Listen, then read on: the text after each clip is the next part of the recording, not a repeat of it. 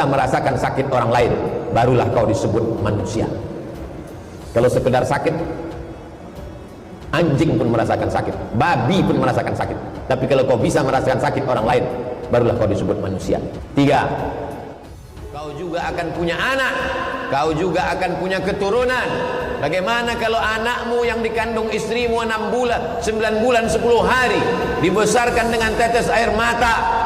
6 orang itu bukan anak kucing, 6 orang itu manusia, sebaya dengan anak-anak.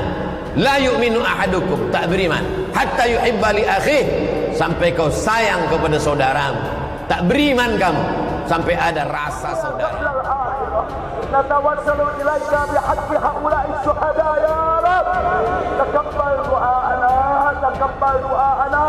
اللهم أرنا فيهم عجائب قدرتك، اللهم أرنا فيهم عجائب قدرتك، اللهم أرنا فيهم عجائب. Ustadz Abdul Somad dan Ustadz Adi Hidayat buka suara menanggapi Front Pembela Islam dan polisi.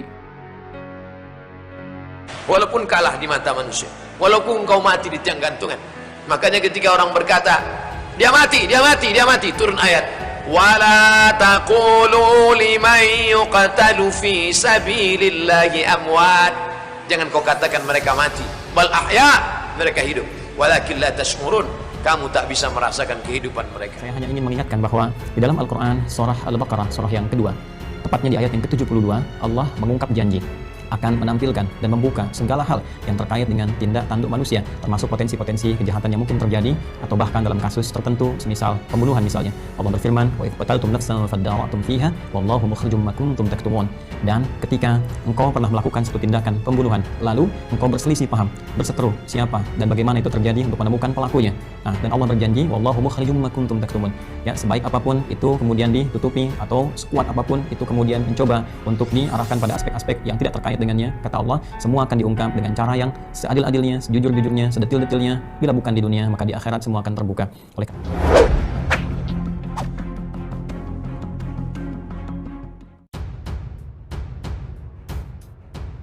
Masyarakat tidak sabar bagaimana cerita sebenarnya antara polisi dan 6 anggota FPI.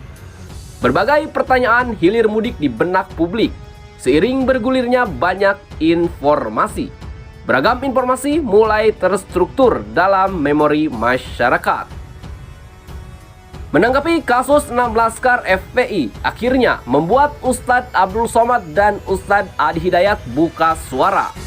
6 laskar FPI mengawal Imam Besar Habib Rizik Syihab. Bagaimana pandangan Ustadz? Apakah para laskar termasuk syuhada?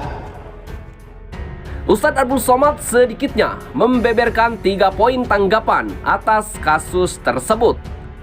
Pertama, Ustadz Abdul Somad itu mengutuk perbuatan tindakan yang berujung pada pembunuhan. Ustadz Abdul Somad mengutip ayat dalam Al-Quran.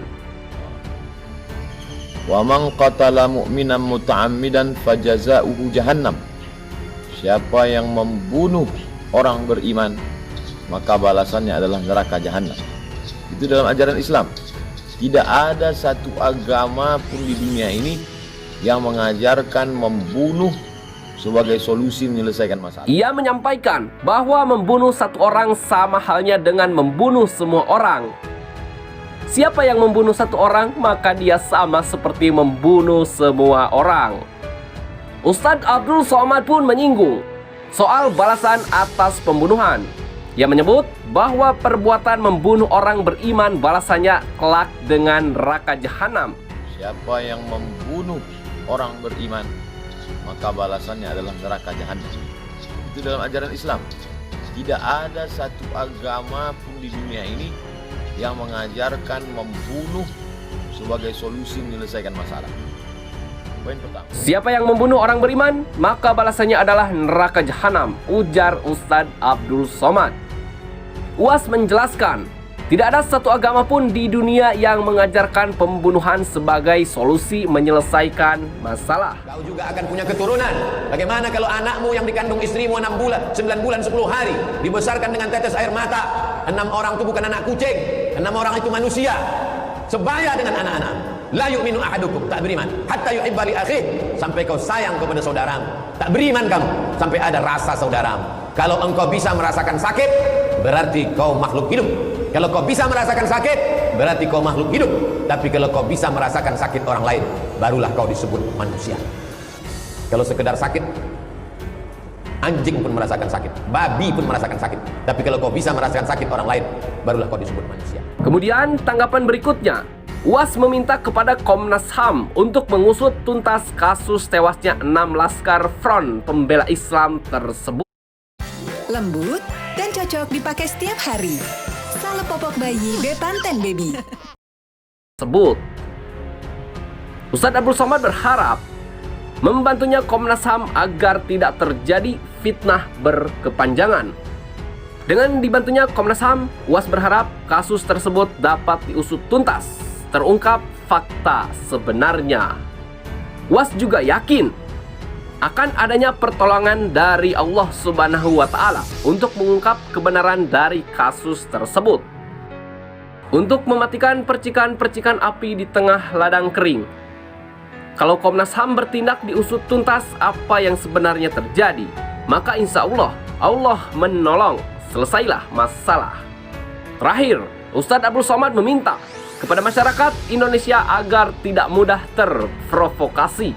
UAS pun mengajak agar masyarakat berpikir rasional dan bijak bermedsos. Ia meyakinkan kepada jemaah bahwa dalam kejadian ini ada kekuasaan Allah Subhanahu wa Ta'ala. Cerdas berpikir, cerdas bermedsos, dan banyak berdoa kepada Allah Subhanahu wa Ta'ala. Jangan lupa, hidup ini ada yang mengatur. Tidak ada satupun yang luput dari pandangan Allah Subhanahu wa Ta'ala. Tidak ada satupun yang lepas dari pengetahuan Allah Subhanahu wa Ta'ala. Allah Subhanahu wa Ta'ala tidak tidur. La ta'khuduhu sinatu wala naum. Allah Subhanahu wa Ta'ala tidak mengantuk dan Allah Subhanahu wa Ta'ala tidak tidur. Tandas Ustadz Abdul Somad. Fitnah-fitnah ini luar biasa. Fitnah-fitnah ini luar biasa. Habib Rizik dicari-cari kesalahan, sampai tak ada lagi pasal yang bisa menjeratnya, dicarikan pasal keramaian. La ilaha illallah. Ustadz Somad bisa jadi. Tadi SMS dan saya tadi, hati-hati mat, nampaknya kau tak lama lagi gitu. Sementara itu, Ustadz Adi Hidayat ucapkan duka bagi anggota FPI. Wa inna ilaihi raji'un atas wafatnya saudara kita 6 orang laskar dari FPI Front Pembela Islam pada kejadian yang telah kita ketahui bersama. Kita bermohon berdoa kepada Allah Subhanahu wa Ta'ala, semoga saudara-saudara kita dimaksud diterima setiap titian amal solehnya oleh Allah Subhanahu wa Ta'ala, diwafatkan dalam keadaan yang terbaik, dan semoga disabarkan keluarga besar mereka semua, dan dengan itu semoga kita diikutkan dalam keadaan yang terbaik untuk berjumpa kembali menghadap Allah Subhanahu wa Ta'ala.